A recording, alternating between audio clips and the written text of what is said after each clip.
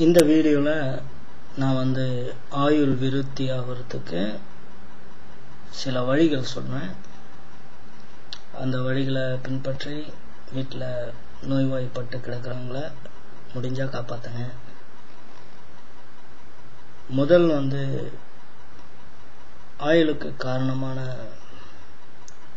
கடவுள் தர்மராஜர். யம தர்மனுக்கு பூஜை பண்ணுறது.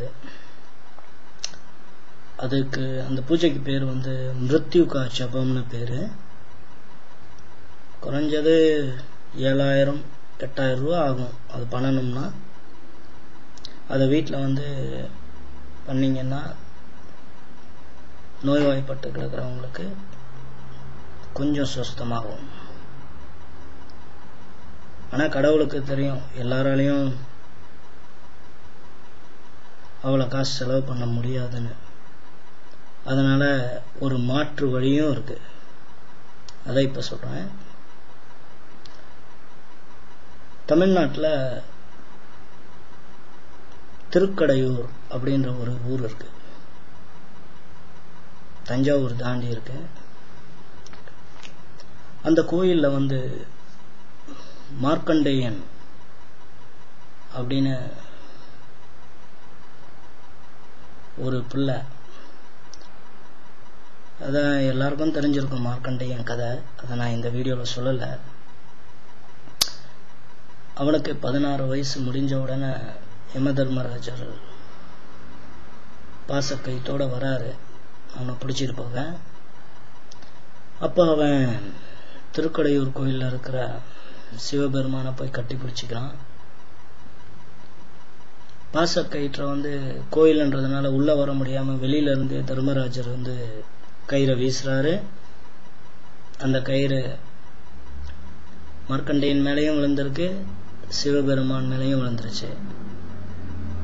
இதனால சிவனுக்கு கோபம் வந்து மார்க்கண்டேயனை காலால், அதாவது மார்க்கண்டேயனை காப்பாற்றிட்டு யம தர்மராஜரை காலால் எட்டி உதஞ்சாரு.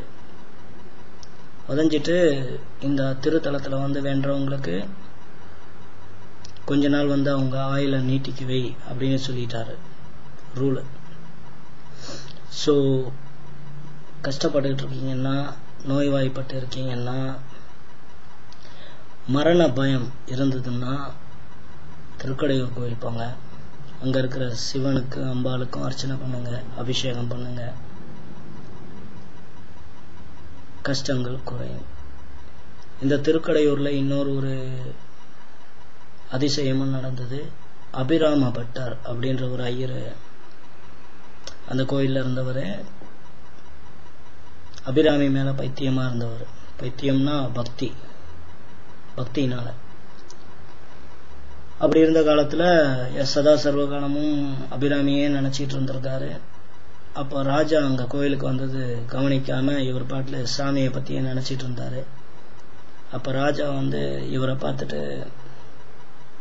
என்னையும் வந்து நம்மளை பார்த்துட்டு கண்டுக்காமல் இருக்கானே அப்படின்னு சொல்லிட்டு கிட்ட போயிட்டு, இன்னைக்கு என்ன நாள், இன்னைக்கு என்ன திதி அப்படின்னு கேட்பாரு.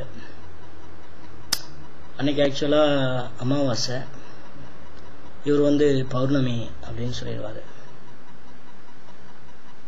உடனே ராஜா என்ன பண்ணுவார், நீ பௌர்ணமின்னு சொல்லிட்ட, இன்னைக்கு அமாவாசை, இன்னைக்கு நைட்டு வந்து நிலா வரலன்னா உன்னை அவ்வளோதான் நெருப்பு குண்டத்தில் இறக்கிடுவேன் அப்படின்னு சொல்லிட்டு கீழே அனல் கொதிக்குது, நெருப்பு கொதிச்சிட்டு இருக்கு. மேலே வந்து கயிற்றுல இவரை கட்டியிருக்காங்க. அப்போ இவர் வந்து அபிராமியை நினச்சி பாடுறாரு. அந்த பாடல்கள் தான் அபிராமி அந்தாதி. அதில் வந்து 74வது பாடல் விழிக்கே அருள் உண்டு அப்படின்ற அந்த பாடல் பாடும்போது அன்னை அபிராமி வந்து அவங்க காதில் இருந்த காதணியை கழட்டி வானத்தில் வீசி நிலவா அன்னைக்கு நைட்டு முழுதும் நிலவா ஜொலிக்க வச்சாங்க. இது நடந்ததும் அந்த கோயிலில் தான், திருக்கடையூரில். ஸோ அந்த கோயில் போய் பார்த்துட்டு வாங்க. அல்லது வியாதிகள் சுஸ்தம் ஆகணும்னா ஸ்ரீரங்கத்தில் இருக்கிற தன்வந்திரி, ஸ்ரீ ரங்கநாதர் கோயிலில் தன்வந்திரிக்கு கோயில் இருக்கு. அங்கே போய் தன்வந்திரி தான் ஃபாதர் ஆஃப் மெடிசன், அவருக்கு அங்கே கோயில் இருக்குது. அங்கே போய் அவரை வணங்குனீங்கன்னா உங்கள் வியாதிகள் சுஸ்தமாகும். நன்றி.